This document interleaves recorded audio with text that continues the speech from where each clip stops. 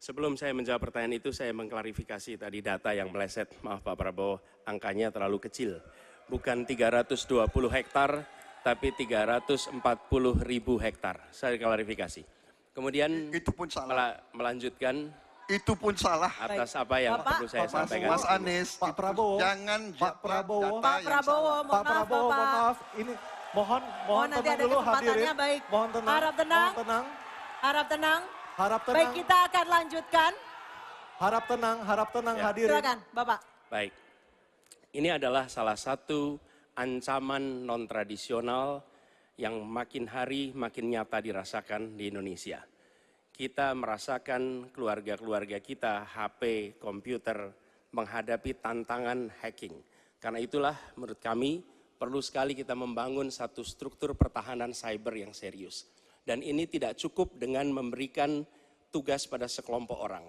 Satu adalah dengan membangun satu sistem yang komprehensif, perencanaan komprehensif yang melibatkan seluruh lembaga termasuk komponen masyarakat. Yang kedua adalah pengadaan teknologi-teknologi terbaru, tapi kuncinya bukan semata-mata pada teknologinya. Kuncinya adalah pada pelibatan semua secara semesta. Yang ketiga, yang tidak kalah penting adalah mekanisme untuk merespon balik apabila terjadi kondisi serangan. Sehingga bisa memiliki kecepatan untuk recover, kecepatan untuk kembali dalam sistem ketika terjadi serangan-serangan cyber itu. Jadi menyusun ini, satu adalah melibatkan secara komprehensif, yang kedua menggunakan teknologi terbaru, yang ketiga sistem recovery yang cepat. Terima kasih. Baik, terima kasih Pak Anies. Kami persilakan kepada calon presiden nomor urut 2, Bapak Prabowo Subianto untuk menanggapi calon presiden nomor urut 1 dengan waktu 1 menit saat Bapak berbicara akan dimulai. Silakan Pak. Ya, sekali lagi ya saya berpandangan Pak Anies juga terlalu teoritis, semuanya bagus, indah, tetapi yang nyata tentang masalah AI, cyber, teknologi tinggi dan sebagainya adalah sumber daya manusianya, awaknya. Saya begitu jadi menteri, saya membentuk 4 fakultas baru di bidang sains, teknologi, engineering, dan mathematics.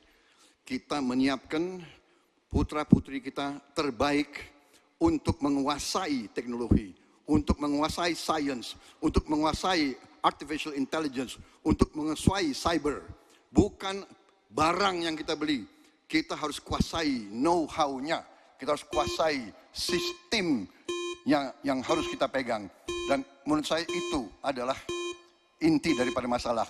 Tidak hanya bicara-bicara yang baik-baik saja. Waktu sudah habis Pak Prabowo. Selanjutnya calon presiden nomor urut 3 Bapak Ganjar Pranowo untuk menanggapi. Baik hadirin kami harap tenang. Hadirin kami harap tenang. Silakan Bapak Ganjar Pranowo untuk menanggapi jawaban calon presiden nomor urut 1. Waktu Anda 1 menit dimulai ketika berbicara. Yang pertama kita mesti menguatkan BSSN. Dan kita penting untuk membuat security system yang baik. Bahkan selain membangun SDM dan infrastruktur yang baik, maka kecepatan internetnya dan coveragenya harus tinggi. Maka kalau kita kemudian membuat satu sistem infrastruktur yang bagus, jangan dikorupsi. Ini yang kemudian jadi persoalan. Maka tidak pernah selesai. Dan tentu saja LPDP itu punya potensi yang sangat tinggi untuk memberangkatkan orang-orang, anak-anak hebat ke sana. Namun demikian, ketika mereka sudah balik, mereka mesti diberikan ruang untuk bisa bekerja. BRIN bisa kita libatkan. Ya, mereka bisa membuat kolaborasi yang sangat bagus. Bahkan kemudian pengamanan di kepolisian, saya kira perlu cyber institution yang dipimpin oleh Jenderal Bintang 3. Dan kita perlu duta besar cyber. Baik, masih ada sisa waktu. Ya. Baik, cukup. Dan sekarang Harap tenang. hadirin harap tenang, kita berikan kesempatan kepada 3 orang capres kita untuk berbicara. Kami persilakan pada Pak Anies untuk menanggapi 2 capres sebelumnya. Silakan Pak Anies, waktu 1 menit. Memang benar, membangun sistem itu salah satunya. Satu adalah perangkat lunak, satu adalah perangkat kerasnya. Dan itu salah satunya adalah seperti disampaikan terkait dengan sumber daya manusia. Persoalannya, kalau tadi disebut ada yang teoritis, ada yang kedua tidak dilaksanakan. Jadi selama 5 tahun ini, apa yang dikerjakan dalam mempertahankan sistem cyber kita? Mohon tenang. Justru di situ letak problemnya.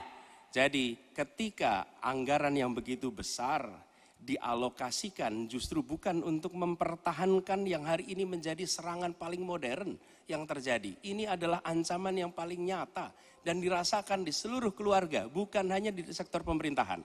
Karena itu menurut kami, langkahnya investasi jangka panjang boleh, tapi manfaatnya itu baru dirasakan bisa 5 tahun, 10 tahun yang akan datang. Pertanyaannya hari ini dan kemarin apa? Dan itulah yang menjadi fokus kita. Segera siapkan sistemnya, segera siapkan orangnya, segera siapkan langkahnya. Baik, masih ada waktunya Bapak? Waktu Baik, habis. terima kasih. Harap tenang Bapak Ibu Harap tenang, hadirin yang ada di acara sini. masih harus kita lanjutkan. Harap tenang.